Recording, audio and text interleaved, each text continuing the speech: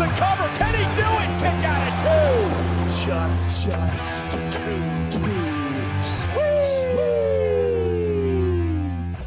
Ladies and gentlemen, as always, welcome to the Curtain Call podcast. Thank you so much for tuning in. If you're on Spotify, we appreciate you listening. If you're watching on YouTube, thank you so much for watching. Please consider liking the video and subscribing to the channel. It really helps us out a lot. Today's a great topic, kind of looking back at 2021 as a whole, and we're just going to get right into it. JR, why don't you introduce the episode?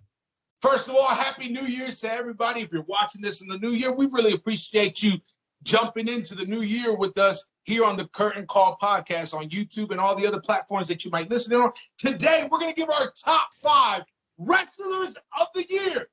Jordan's going to give 5. I'm going to give 5. And we're just going to discuss 5 through 2 real quick. And then we'll see if we both match up for who we think the number 1 wrestler is. Remember, a disclaimer. This is our opinion. It's not the opinion of you guys. I'm sure a lot of you might say, what are you guys talking about? This is our opinion of who we think our top performers in wrestling in general are for the year 2021. At number 5, Jordan, who do you got? All right, number 5. This is a good one. I said before we started rolling that this is going to upset some people, and people are going to be a little confused, but hear me out. These are my top favorites. So these are who made the most impact on me over the last year. Number 5, I've been saying it for a long time now. This man just needed a good gimmick, a good run, good writing. Coming in from Impact, Moose. I don't care what anybody says. Moose is number 5. Moose is number 5. Yep. He has completely turned himself around. I was a fan of his in Impact when he first came out doing the football entrance and all that. And I was like, this guy has it, man. This guy really does. He just needs that good storyline, that good character arc, that good something. But I saw it in the beginning. He had it. And this last year, man, he has just been on fire. And like I said, I don't care what anybody says. Moose is just on, as far as Impact goes, is on another level. But the fact that he can create such a noise in Impact, which has always been a little more on the silent promotions. You never have a whole lot of big stuff coming out of Impact. The last one I could think of would be like the Broken gimmick. But to create that much noise in a promotion that never really has noise, Moose is on another level, man. So I have to say this. When we made our list, I made a top 10, okay? And when I made the top 10, and then we discussed that you're going to give 5 and I'm going to give 5, I took Moose off the top 10 and I put him at number 5. That's who right there, Moose. Yep. And I'm not going to get into it. You said everything. And just so everybody knows, me and him never discussed a thing about our list. We haven't discussed our list. We said we wanted to come in blind and get our general reaction. So that was not planned or anything. Yeah, so this is what I'm gonna do. I'm not gonna name Moose. You already named him, so I'm gonna go with my number 5, okay, which happened to be the number 6 from the original list that I did at the top 10. Number 5, I'm gonna go with Christian Cage. This is why the guy comes out of retirement, man. After all the injuries that he's had, he has his moments at the Royal Rumble. Then he all of a sudden jumps ships and goes to AEW, has a hell of a match against Kenny Omega, and becomes your Impact World Heavyweight Champion. Now, just because we didn't see him on AEW a lot, that doesn't mean he wasn't doing nothing on Thursday nights. He was defending the title at Impact and doing his thing. Then we go into the pay-per-view where he's with Jurassic Express. A crazy heck of a match where he did his thing. The man doesn't look like he's lost a step. His psychology is amazing. His ring awareness is amazing. His lack of, he looks the same way he did from 10 years ago. That's why I'm very passionate about Christian Cage, and I got Christian Cage at my number 5. Number 4, tell me, Jordan, who you got? Why don't you just repeat everything you just said? Christian Cage is my number 4, right behind Moose. I'm not joking. Christian Cage is number 4. You said it already, but we got to reiterate. the man with the Impact Championship was just doing great work. Like I said, people, if you do one thing, if you're looking back at this past year, and you're going to do one thing, please rewatch, or if you haven't watched it yet, watch like a best of Impact of 2021 or some kind of compilation if you can find it. Impact was silently doing great stuff. And nobody really saw it because they had the partnership with AEW, but they never really alluded to much going on in Impact. They kind of had the Impact person on their show. They didn't quite incorporate it as I would have liked to. Yeah. But Impact was silently had a great year, I think, a really solid year. And yeah, Christian Cage, like I said, the match with Luchasaurus, I think we even said that was probably the best match on the card, followed by Hangman and Kenny. Yeah, he's just the fact that he was able to jump ship and just boom, go. No, he didn't get there and get that initial pop and then fall. He didn't, nothing like that. He won the title. He won the title, defended it, came back in a 6-man tag, tore the house down. Christian Cage is up there, man. Absolutely. Wow, that's amazing. My number 4, it probably might rub people the wrong way, but I got Bianca Belair up there. And I know that a lot of people have been hating on her because they've gotten kind of tired of the way she's being pushed. But you can't neglect the kind of year that she's had, man. Yeah.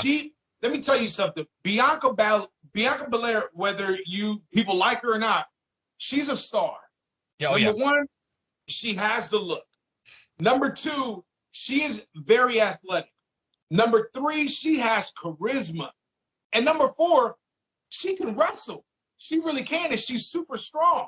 The match that she had with Sasha Banks, arguably one of the greatest matches of that WrestleMania. It was a historical moment in WrestleMania, having 2 African Americans wrestling in the main event, females at a WrestleMania. And I don't want to hear them people, yeah, but it was only night 1. I don't want to hear that. It was a main event at WrestleMania. So stop the hating. You got to give her props. She's done a lot of great things. Have they been forcing her down our throat a little? Yeah. Has she been getting the pop that she used to get? Not as much. But right. You know what? She's over with the little girls, because there are little girls that look at her and say, I look like her. I can be a wrestler one day as well. Bianca Belair has been doing a heck of a job. I got her at my number 4. Jordan, who you got at number 3, man? All right, man. 3, there was no thought for me. 3 is reserved for cowboy shit, and there's no question about it. The man had a great year. The build-up, now he had some time off, so that's or not. He had some. There's a window there, but as a whole, the build, the stuff with him and Kenny was absolutely incredible. The inner storyline with him and kind of the Bucks and all of that kind of going on was awesome. I mean, to me, looking back as far as AEW as a whole, Kenny's always been on another level. Let's get that out of the way. But Adam Page had a just phenomenal year. And that's number 3, Adam Hangman Page. On my list, I had Adam Page on there, but I got him at number 10. There's something not right, because I was a big fan of Adam Hangman Page, and ever since AEW started, he hasn't been doing much for me. It feels like I'll be able to tell you when I figure it out, but there's something that's just not doing it for me now. And I will say that at least the month of December has been a little lackluster for him. He's not ending the year as much as he's number 3. So obviously he had a tremendous year in my opinion, but the month of December has definitely felt off compared to the rest. Yeah. So, but I did have him at number 10, but I'm going to tell you, my number 3, Will Ospreay. My goodness. Will Ospreay is doing it. If you guys that are watching this haven't been able to see anything that this man has done in New Japan, quit looking at rap videos or other wrestling stuff on YouTube, Raw Rewinds or AEW stuff. Look up some New Japan and see what this man, Will Ospreay, is doing. Not only did he win a major title, win a cup, and then he ended up getting hurt and had to vacate. But when he came back, he grabbed everything that he had dropped. He picked it all up and he is doing some great promo work. He's doing some killer mic stuff, and he's thrown shots at AEW. He's thrown shots at Impact. He's thrown shots at WWE, at MLW, at CZ. He has thrown shots everywhere. Will Ospreay, listen to me. Will Ospreay, I will be surprised if he is not in the top 2 or 3 wrestlers in the PWI 500 for next year, because I believe that that's just the starting point of this past year that he's had. He's not underneath anybody's shadow right now. He's off doing his thing. His body physique looks better than it's ever looked before. I got Will Ospreay right up there at number 3. Yeah, Will Ospreay was on my top 10. I don't remember exactly what spot, 6 or 7, something around there. He could never come to the States, North America again and have a phenomenal career. He never has to step foot over here again if he doesn't want to. He really doesn't. He's on another level doing what he's doing, and I don't see it getting old anytime soon. He's so over. He's so over there in New Japan. All right, number 2. You got to tell me who you got. Numero 2. Yeah, number 2. This is a tough one. Number 1 is no question for me, but number 2 I had to think about a little bit. But when I landed on it, didn't have to second guess myself. Adam Cole Bebe is number 2. It's number 2. We said when he came back, it's like he never left. And his stuff in NXT I don't know if it's just a biased opinion because I love him so much and I like what he does and I like pretty much anything that he does. But just thinking back, man, his debut in AEW was huge. And now he's got Red Dragon, whatever you want to call him, with him. But I don't know, man. Adam Cole is just, every time I see him, I'm just in a daze because he's just killing it. Absolutely killing it. Oh, Jordan. This is where sometimes we differ, which is a good thing. Sure. I'm going to tell you why I don't have Adam Cole at number 2 or at number 1. The reason is because what he's doing now is so exciting that he will be in the top 3 wrestlers at the end of 2022. Yeah. What he's starting to do now. Sure. When I look back at his line of work this past year, he's done some great things. He really has. But you could kind of tell in his matches that in the back of his head, he was thinking about his contract. And a lot of times that does affect the wrestler's performance. I think, and you know me, my favorite wrestler in AEW is Eddie Kingston. My favorite wrestler in NXT was Adam Cole, baby. And now that Adam Cole's in AEW, he is quickly passing Eddie Kingston because he's reminded me of the Adam Cole. Now he's reunited with the Undisputed Era Boys or whatever they're going to be calling themselves. Man, this is exactly what we wanted. This is what we wanted. And I think the sky's the limit what he is about to do. But that's not my number 2. My number 2 is somebody that has wrestled more than almost the whole year with Vertigo. My number 2 wrestler is a man that has carried a company on his back. That he's at one point was wrestling on Wednesdays, wrestling on Thursdays, and then he would fly to Mexico and wrestle in Mexico on Saturday. He's been going everywhere. He is by far the greatest wrestler on the planet right now. He's not number 1, but I'll tell you why he's not number 1 in a second. You know who it is. It's Kenny freaking Omega. Kenny Omega by far has, by me saying the type of matches that he's had this past year and that he's done it while having vertigo. You don't need to do anything else. Yeah. So my number 2 came down to Adam Cole and Kenny Omega. Those are my 2. And I thought about it pretty much all day looking back.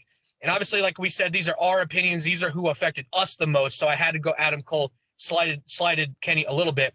And at that point, I'd already had 3, 4, and 5. I could have just bumped Kenny down, but I was already sold on my other picks. But yeah, Kenny, I mean, you said it enough. And if you know Kenny Omega, there's no words we can say that you don't already know, because he's been the best wrestler on the planet. He's going to continue to be the best wrestler on the planet. Yeah. And yeah, I don't have anything to say back to that because it's the truth. He's most likely the number 2 of the last year. So here we go. When I say 3, we're going to go ahead and we're both going to say our number 1. Okay? Because I have a feeling I know where you're going, and I know you got a feeling you know where I'm going. So if we could have a drum roll. Number 1. 1, 2, 3. Roman Reigns. There's no discussion. There's no. I don't care if you're the biggest AEW fanboy on the planet. I don't care if you're the biggest WWE hater on the planet. You cannot sit there and tell me that Roman Reigns was not the number 1 wrestler of the last year. Nobody can tell me that. When Roman Reigns, when they were shoving down Roman Reigns down our throats and they were trying to push him as this huge face, what did everybody say needs to happen? He needed to turn heel. And what happened? He turned heel. And then look at this. He's the number 1 wrestler on the planet. Well, overall number 1 wrestler in the business. The stuff he was doing when bringing the Usos in and Paul Heyman, and just his mic work got way better. You didn't even really need Paul Heyman talking for him a lot because Roman Reigns could cut a damn good promo now. You got the stuff with the Usos I don't have to explain that anymore. He was just his work. And recently with CM Punk, throwing shots at him that he's not a needle mover. He went out and got the shirt, needle mover, and wore it on SmackDown. Like, he's just there should be no conversation, no deferring that Roman Reigns is the number 1. It's obvious. Look, man, I was never a Roman Reigns fan. Never a Roman Reigns fan. Me neither. My mother absolutely loves Roman Reigns. I was never a Roman Reigns fan. I didn't think he could spoke on the mic. His work was all right at best. I'm not saying he's the best wrestler. That belongs to Kenny Omega. Right. But showmanship, entertainment, story-wise, and then you bring the match into the fold, to me, there isn't anyone better right now than Roman Reigns. For Roman Reigns to be able to come out wherever he's at and say, acknowledge me, and that crowd erupts, he's gotten over. He was in Puerto Rico a couple months ago, and he said, acknowledge me, and that place went bonkers, acknowledging Roman Reigns, the tribal chief. Now, here's the thing. I think that Roman Reigns has finally gotten comfortable of what he's supposed to be doing. Yeah. And because of that, he has gotten so over. He's so over. I think Paul Heyman at his side, I'm not talking about, on screen. Paul Heyman on his side, when they're in the back and he's teaching them, has breaking him out of this shell that he has that has become phenomenal work. Phenomenal work, man. Roman Reigns truly, truly is now the top dog on our list and in the WWE and across the world for 2021. There isn't anybody that's been better than that. Roman Reigns is it, man. That's it. Yep, 100%, 110%. And before we wrap up, I want to end on a kind of a bonus question. Who do you think, I got my answer, and this you should be able to tell me this without thinking much. Going forward, who do you think is going to be the next star or has the steam that is going to get kind of a underrated talent of this year, so to speak, or maybe someone that's, green or starting out or something like that that's newer in the business that you think's really going to be shown and shine in the upcoming year? Bron Breakker, man. That guy's amazing, dude. I love Bron Breakker. He's a phenomenal wrestler. I like about 2 weeks ago, they did that double turn on us. They had Tommaso go heel. They made Bron Breakker go babyface. Is he going to win the belt next Tuesday? I'm not sure. I think it might still be a little too early. But if they do, I don't think they can fail because NXT is exactly what they said that NXT was going to be. It's developmental. So if they're going to develop these superstars, go ahead and give them the title. let him be the champion. Let him develop himself more at NXT before you call him up to the main roster. But I think that by this time next year, he may not be top 5, but he'll definitely be in our top 10 list when we're talking about this show doing it next year. Yeah. Bron Breakker, man. Who do you got? That was it.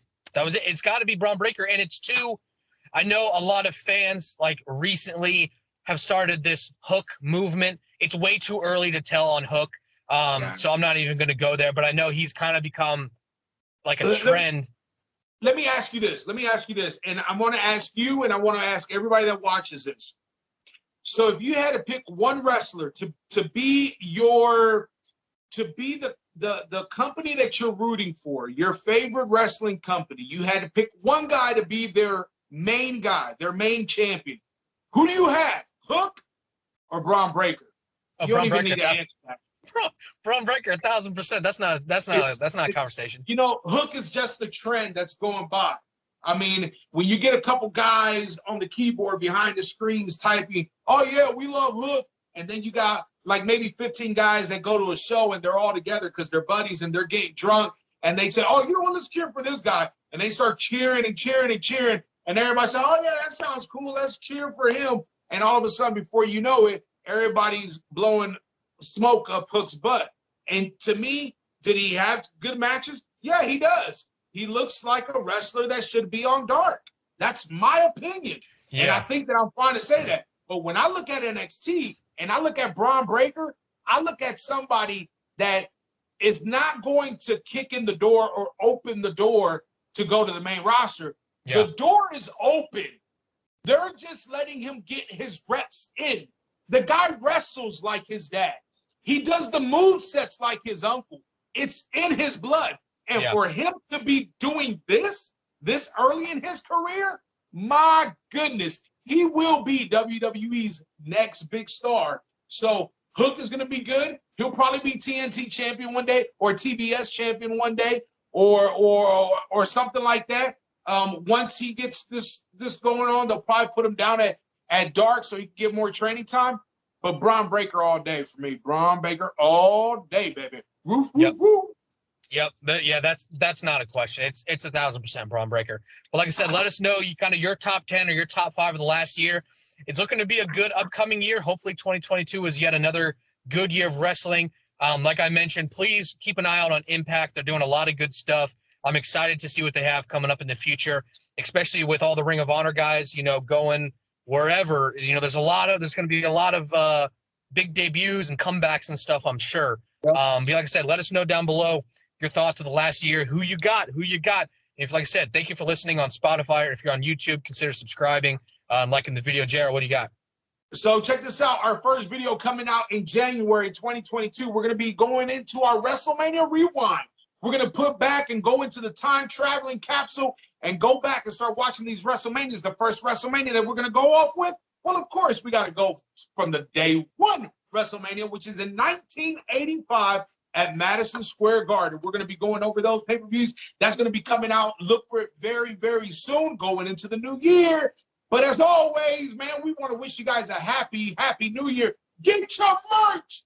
Get your merch. The Curtain Call podcast in white and black, red and black. And there's some new stuff coming out there real soon. Keep out looking for it. Keep subscribing. Tell your friends about us. Share the video. Leave comments. Click the bell. Jordan, let them know. And man, as always, like I said, thank you so much for listening, everybody. Enjoy this weekend. Some good wrestling coming up. And we'll catch you guys in the next episode. As always, Too Sweet, and take them out. We always kick out at 2.